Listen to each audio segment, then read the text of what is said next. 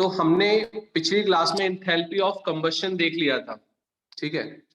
तो enthalpy of combustion के बाद आज के टॉपिक में हम देखेंगे enthalpy of solution. Enthalpy of solution, enthalpy of solution क्या है? एंथैल्पी ऑफ सॉल्यूशन क्या है कि अगर मैंने किसी सॉल्यूशन में, किसी सॉल्वेंट में सॉल्यूट ऐड किया और वो सॉल्यूशन जो बना हमारा, उसका सॉल्यूशन रूम टेम्परेचर से कम हो गया, रूम टेम्परेचर से क्या हो गया? कम। तो रिएक्शन कैसी हो जाएगी? वो एंडोथर्मिक रिएक्शन हो जाएगी। कैसी रिएक्शन हो जाएगी? एंडोथर्मिक। अगर रूम टेम्परेचर के ऊपर पहुंच गया वो टेम्परेचर सॉल्यूशन का, तो वहां पर रिएक्शन क्या हो जाएगी? एक्सोथर्मिक रिएक्शन हो जाएगी। क्लियर है ना बात? Yes sir. हाँ, तो मतलब जैसे हम लाइम डालते हैं, है ना, चूना डालते हैं किसी पानी में, तो पानी हमारा कैसा हो जाता है? गर्म हो जाता है। तो वो रिएक्शन हमारी कौन सी हो जाती है? Exothermic reaction. क्लियर है ना इतनी बात? लेकिन अगर मैं ग्लूकोज डालता हूं पानी में, तो वो रिएक्शन कैसी हो जाती है? वो एंडोथर्मिक रिएक्शन। मतलब वो रूम जो सॉल्यूशन है वो ठंडा हो जाता है थोड़ा सा। क्लियर है बात? इतनी बात क्लियर है? Okay okay.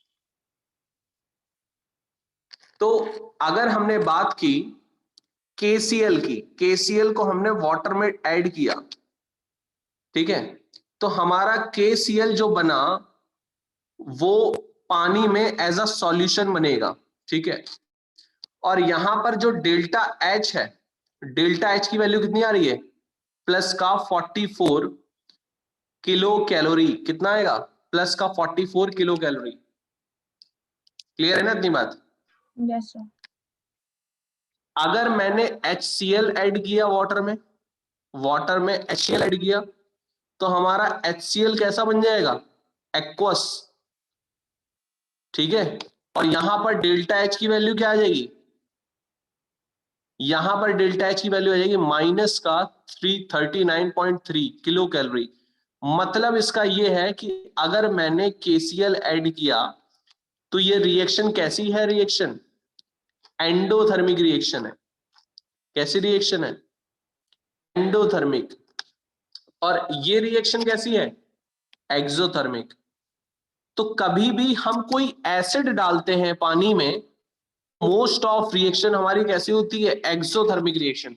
सॉल्यूशन जो है हमारा कैसा हो जाता है? गर्म हो जाता है, उसमें हीट छोड़ता है वो।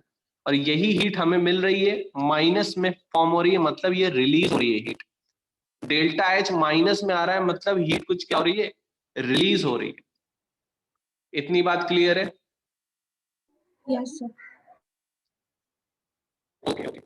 तो अब हम इसमें लिख लो, एंथैल्पी ऑफ सॉल्यूशन लिख लो, the amount of heat evolved और absorbed, the amount of heat, हाँ, सर आपका द माइक अमाउंट ऑफ, अच्छा माइक दिक्कत कर रहा है? बहुत सर।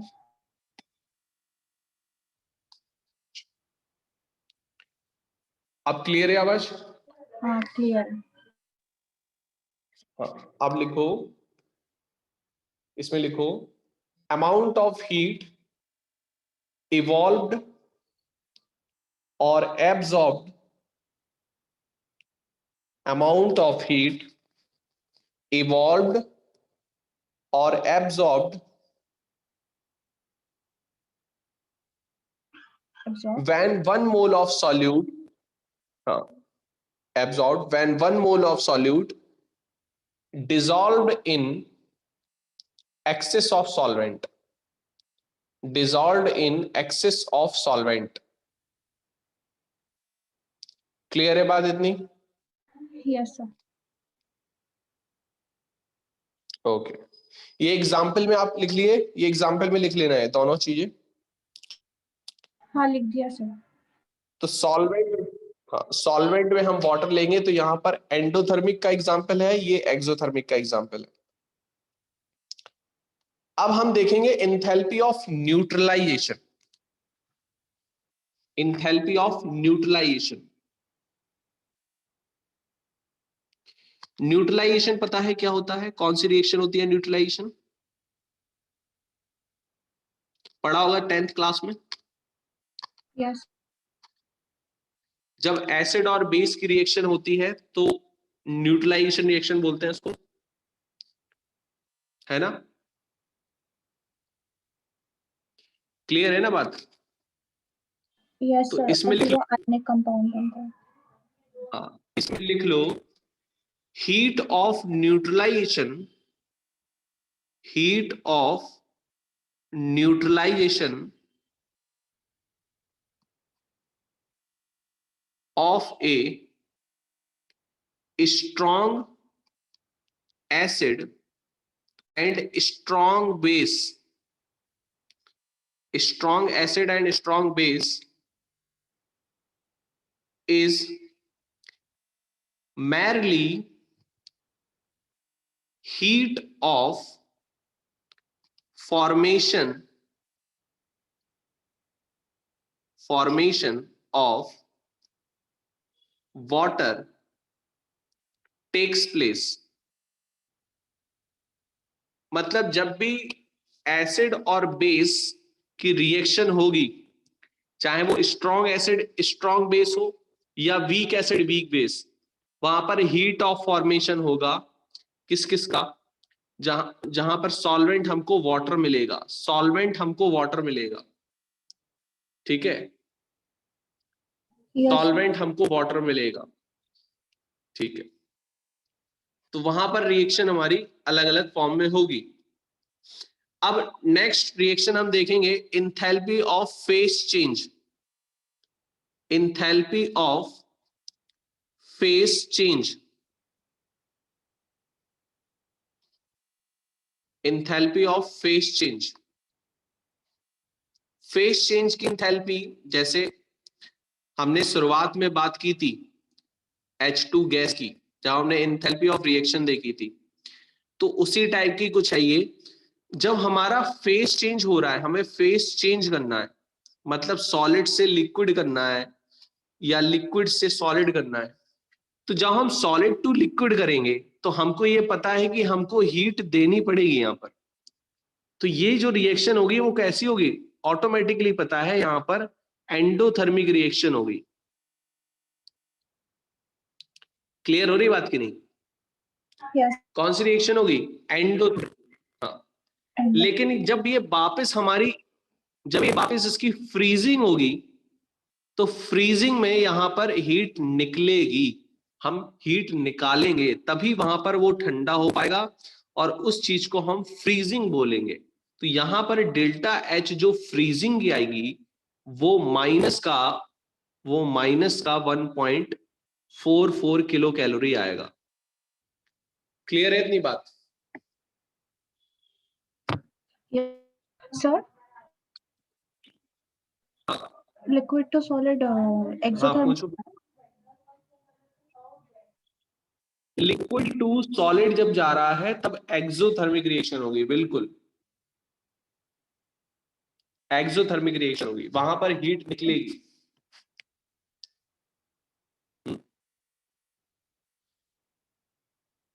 सेम चीज अगर हम दूसरा प्रोसेस देख लें, ये आपने नोट कर लिया था ना? Yes, sir. नेक्स्ट हम देखेंगे इसी में देखेंगे हम फेज चेंज में enthalpy of vaporisation. Enthalpy of vaporisation, vaporisation में क्या हो रहा है कि हमने H2O लिक्विड ले लिया। क्या ले लिया? H2O liquid. और H2O लिक्विड से हम इसको बॉईल करके H2O वेपर बना रहे हैं।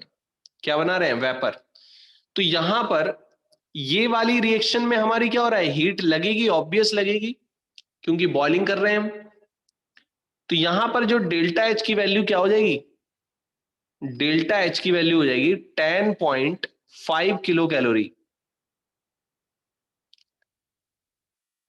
क्लियर है इतनी बात? Yes, sir. और अगर ये वापस हम इसको कर रहे हैं, वापस इसको करेंगे, मतलब इसको फिर से हम कूल कर रहे हैं, कुछ ना कुछ हम क्या कर रहे हैं, यहां पर हीट निकाल रहे हैं। क्या निकाल रहे हैं? हीट निकाल रहे हैं। क्लियर है ना इतनी बात? Yes, sir. तो exo. हाँ, ये एक्सो हो जाएगी। तो ये चीज आपको Vapor की ध्यान liquid. रखनी है, जब भी कंडेंसेशन होगा, पार्टिकल्स पास पास आएंगे, तो वहां पर वो टेम्परेचर लो में ही आ पाएंगे, और टेम्परेचर लो तब होगा जब एनर्जी उससे निकाली जाएगी, और एनर्जी जब निकलेगी तो उसको बोलते हैं एक्सोथर्मिक रिएक्शन। क्लियर? Yes. हाँ। अब हम देखेंगे enthalpy of sublimation. Enthalpy of sublimation. Enthalpy of sublimation. Enthalpy of sublimation में क्या है कि जब, जैसे सब्लिमेशन पता है ना आपको, कि सॉलिड से डायरेक्टली हमारा किस में जा रहा है? गैसियस में। यहां पर लिक्विड नहीं आ रहा है। जैसे कपूर होता है, कपूर देखा है आपने? कैम्फर। No, sir. कैम्फर नहीं देखा? कपूर व्हाइट कलर का होता है, डायरेक्ट सॉलिड होता है और गैस में कन्वर्ट हो जाता है, लिक्विड में नहीं जाता वो। उस प्रोसेस को हम बोलते हैं सब्लिमेशन। मतलब कोई भी चीज सॉलिड से डायरेक्ट गैस में चली जाए उसको बोलते हैं सब्लिमेशन। ठीक है, वो लिक्विड में नहीं जाता। तो ऐसी कोई चीज देखी है आपने जो सॉलिड से लिक्विड में चले, गैस में चले जाए डायरेक्ट? No. नहीं देखी? Camphor नहीं देखा. नेप्थलीन देखी? नेप्थलीन बॉल्स टॉयलेट्स में होती हैं। नेप्थलीन बॉल्स पड़ी होती हैं No, sir. वो भी नहीं देखा. टॉयलेट में। हाँ, तो वो भी हमारी डायरेक्ट हमारी सॉलिड से गैस में जाती है। आयोडीन भी हमारी सॉलिड से गैस में जाती है। ठीक है, Sir, camphor तो कोई एक तो substance है ना? हाँ, कपूर। कपूर हिंदी में कपूर बोलते हैं इसको। वो डायरेक्ट गैस में कैसे कन्वर्ट होता डायरेक्ट वो गैस में इसलिए कन्वर्ट हो जाता है क्योंकि उसका जो वेपर प्रेशर है वो बहुत ज्यादा है, है? एयर के कांटेक्ट में इसलिए तो उसको पूजा पूजा वगैरह में यूज करते हैं उसको। जब भी कोई पूजा वगैरह करते हैं ना, तब यूज करते हैं उसको, तब उसको यूज करते हैं। हवन वगैरह में यूज करते हैं, जब कोई हवन होता है फायर तब लगा यूज करते हैं। हाँ हाँ हाँ हाँ, तब यूज करते हैं क्योंकि वो फायर जल्दी कैच कर लेता है, तो पैकेट में आता है। तो जब हम गैस से सॉलिड में जा रहे हैं वापस, तो इसको बोलते हैं डिपोजिशन। इसका उल्टा प्रोसेस है, इसको बोलते हैं डिपोजिशन। डिपोजिशन। और इसको बोलते हैं सब्लिमेशन।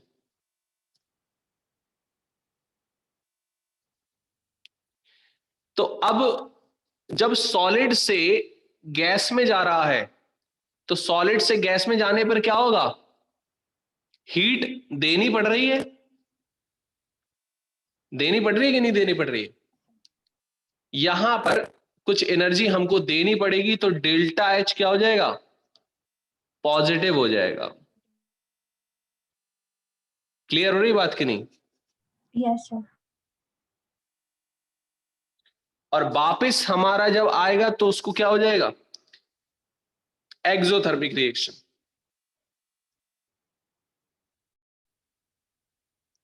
ठीक है ना? Yes sir. मतलब डिपोजिशन में एक्सो. हाँ, डिपोजिशन में एक्सो। हाँ, डिपोजिशन में एक्सो। ठीक है ना? Yes sir. ठीक है।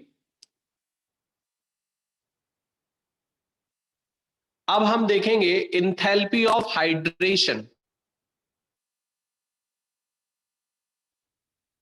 Enthalpy of hydration.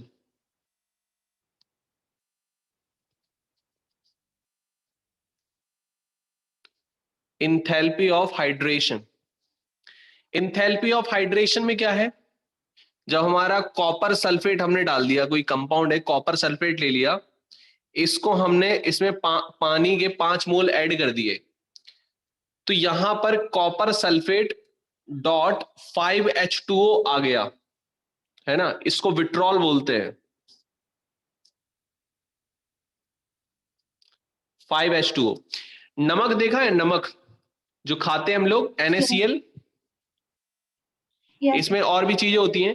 तो ये जब बरसात होती है तो बरसात के टाइम में देखा होगा ये चिपचिपा हो जाता है, नमक हो जाता है थोड़ा सा, Yes, sir. है ना, थोड़ा गीला सा हो जाता है और उसको हम निकालना मुश्किल होता है, तो इसको बोलते हैं हाइड्रेटेड सॉल्ट। वहां पर वो पानी के जो है वो चिपक जाता है, मॉइस्चर जब ज्यादा होता है तो सेम चीज यहां पर हो रही है, इसको बोल देते हैं इंथैल्पी ऑफ हाइड्रेशन। जब पानी चिपक जाता है तो यहां पर कुछ इंथैल्पी निकलती है, और वो इंथैल्पी हमारी एक्सोथर्मिक रिएक्शन होती है, तो यहां पर किलो कैलोरी फॉर्म में कुछ एनर्जी हमको मिलेगी। क्लियर है बात? Yes, sir. हाँ, तो यहां पर हमको निकलेगी एनर्जी। नेक्स्ट हम पढ़ते हैं, इसको लिख लिया आपने? लिख लिया सर। हाँ, नेक्स्ट हम देखते हैं enthalpy of atomization, enthalpy of atomization।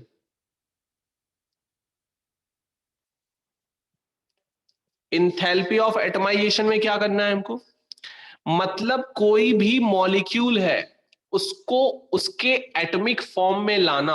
अब एटॉमिक फॉर्म में लाने के लिए उसकी एनर्जी करनी देनी पड़ेगी। जैसे H2 मॉलिक्यूल है, इसको एटम फॉर्म में लाए, मतलब H अलग कर ले, 2H हो जाएगा, मतलब ये क्या हो गया, इसका एटॉमिक फॉर्म। ये क्या है, इसका मॉलिक्यूलर फॉर्म। ये मॉलिक्यूल है, ये एटम है, ठीक है ना।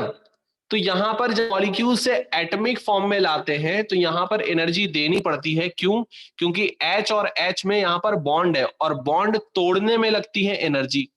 तो यहां पर एटमाइजेशन जो रिएक्शन होगी वो कैसी रिएक्शन होगी, एंडोथर्मिक रिएक्शन। कौन सी रिएक्शन होगी? एंडोथर्मिक। हाँ, तो यहां पर एनर्जी हमको देनी पड़ रही है 435 किलो कैलोरी, किलो कैलोरी या किलो जूल पर मोल में लिख लो, किलो जूल पर मोल। 1 मोल H2 तोड़ने में इतनी एनर्जी हमको लगेगी, है ना। इसमें लिख लो एंथैल्पी ऑफ एटमाइजेशन में, the amount of energy required, the amount of energy required to break down a molecule, to break down a molecule into its constituent, into its constituent atoms, into its constituent atoms।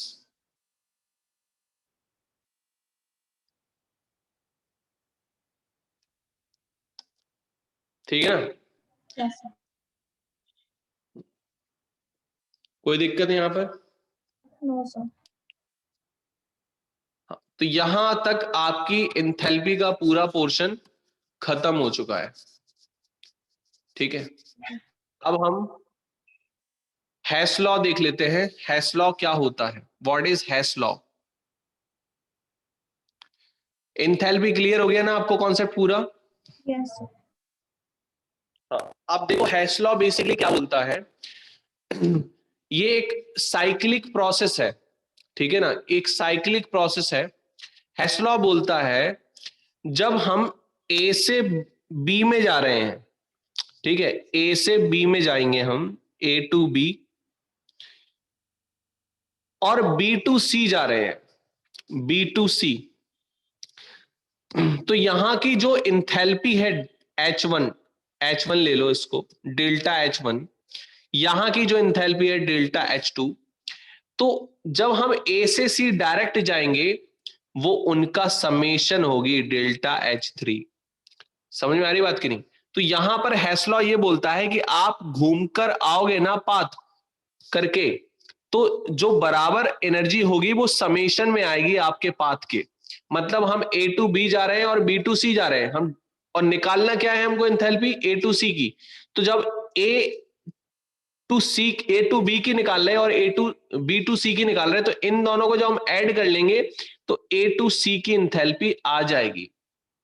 ठीक है, क्योंकि finally हम आ कहां पर रहे हैं? C पर।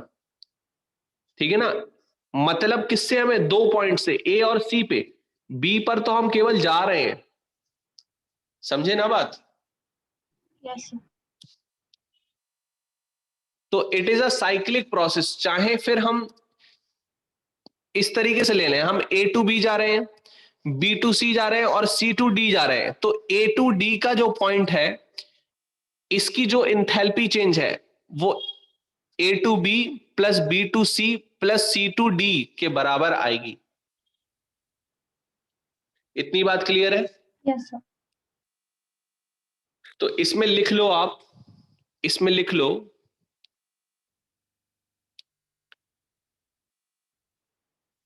लिखो the enthalpy change in a chemical और physical process is same. Change in a chemical or physical process is same whether the process is carried out, whether the process is carried out। क्या हो रहा है? लिखो इसमें the enthalpy change in a chemical और physical process is same.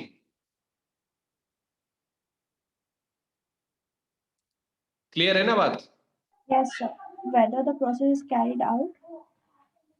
Whether the process is carried out in one step or in several step, चाहे वो एक स्टेप का प्रोसेस हो चाहे सेवरल स्टेप का, चेंज इन एंथैल्पी जो होगी वो सेम होगी। Yes, sir. ठीक है ना, इसको लिख लिया आपने? लिख लिया सर।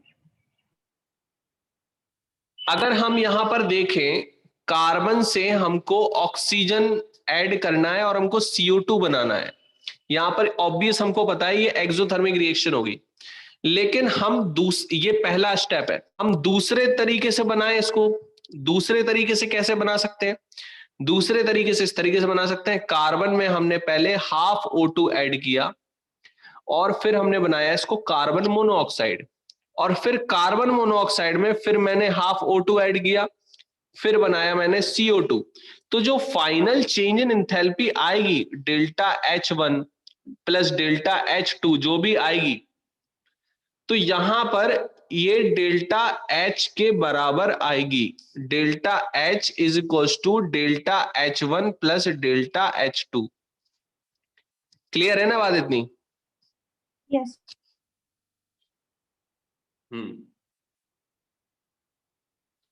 कोई दिक्कत यहां पर? No, sir.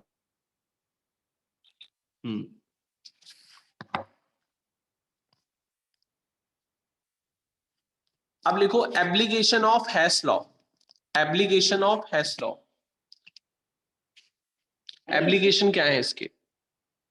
Application of. Application, applications of Hess law, जो हम लॉ पढ़ रहे थे उसका एप्लीकेशन।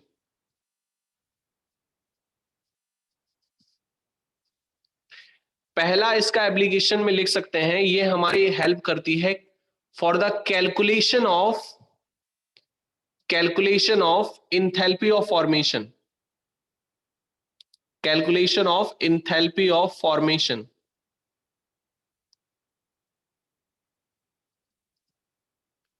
ठीक है ना?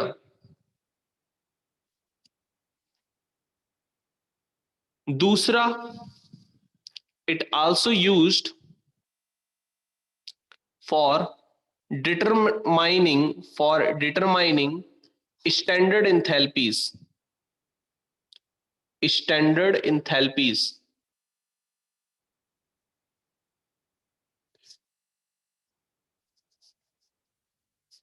Answer.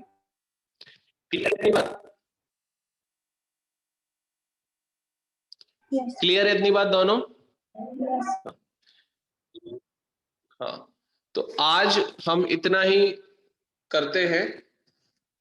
हम लोग नेक्स्ट क्लास में हम देखो रिकॉर्ड करके आपको भेज देंगे, आप देख लेना उसको। आप रिकॉर्डिंग बंद कर दीजिए अब।